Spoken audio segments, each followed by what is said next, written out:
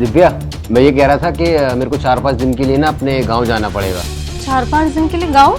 हाँ, बात ये है कि वो ज़मीन जो है ना हमारी गांव में, वो किसी ने हथिया ली है, तो उस पर कब्जा करा तो थोड़ा सा केस वेस चलेगा। तो मैं और मार्टिन निकल रहे हैं जल्दी, है ना? अब दोनों जा रहे हो?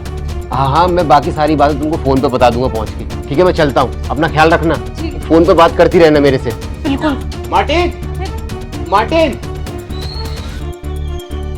ये तो बहुत ही अच्छा हो गया। 4-5 दिन के लिए दोनों घर से जा रहे हैं। हेलो, 4-5 दिन के लिए मेरा पति और मेरा देवर दोनों घर से गांव जा रहे हैं। कोई जमीन का केस है, इसलिए 4-5 दिन तक तो नहीं आएंगे। तुम एक काम करो, ये लोग ना अभी निकल रहे हैं, आधे पौने घंटे में ना घर आ जाओ। मैं तुम्हें मैसेज करूंगी, तभी अंदर आना, वरना बताना, ठीक है?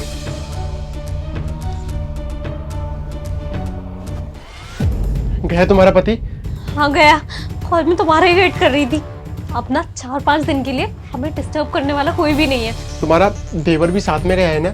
हाँ, वो साथ में गया है। वो कुछ जमीन का इशू है, इसलिए दोनों भाई गाँव गए हैं। 4-5 दिन से पहले बिल्कुल वापस नहीं आने वाले। कितना सही है। पता है कितने दिनों से इंतजार कर रहा था मैं इस दिन का।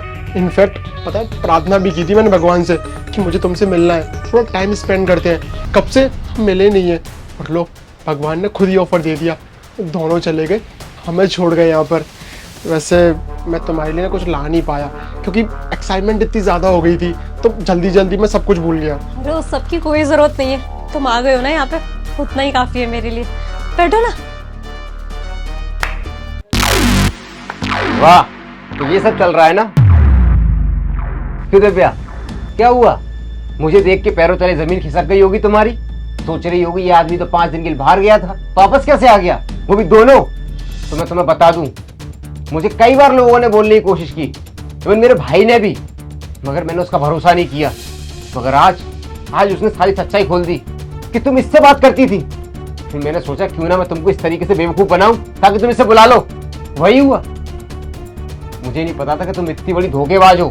कॉलोनी के लोग मुझे बहुत कुछ कहते थे कि तुम्हारी पत्नी से लोग मिलने आते हैं, पता नहीं कौन कौन आता है। और मैं उन लोगों को भरोसा नहीं करता था क्योंकि मैं तुमसे प्यार करता था ना, अंधा प्यार। मगर तुमने मेरे प्यार का क्या सिला दिया? ये सब प्यार सिर्फ तुम करते थे मुझसे, और मैं नहीं करती थी तुमसे। मेरे लिए ये शादी हमेशा से सिर्फ और सिर्फ एक समझौता रहा है, और आगे भी समझौता ही रहेगा।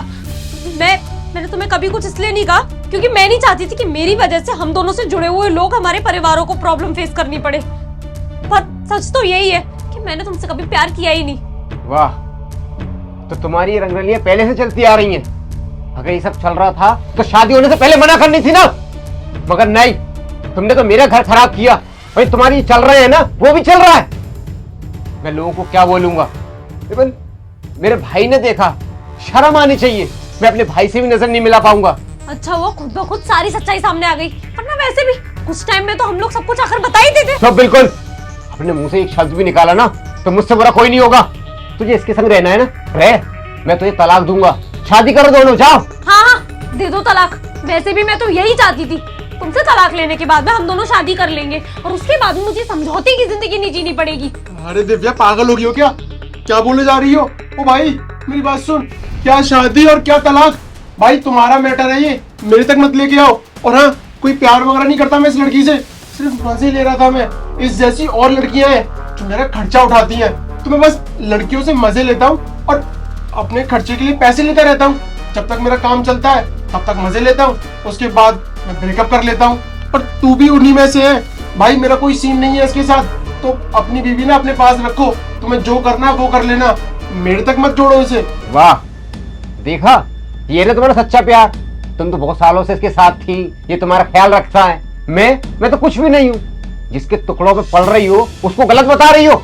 देख लो तुम्हारा सच्चा प्यार। ओए चला जा, इससे पहले हम कोई एक्शन लें। बात ये है कि हमारी पत्नी ही खराब है, हम किसी और को क्या बोले।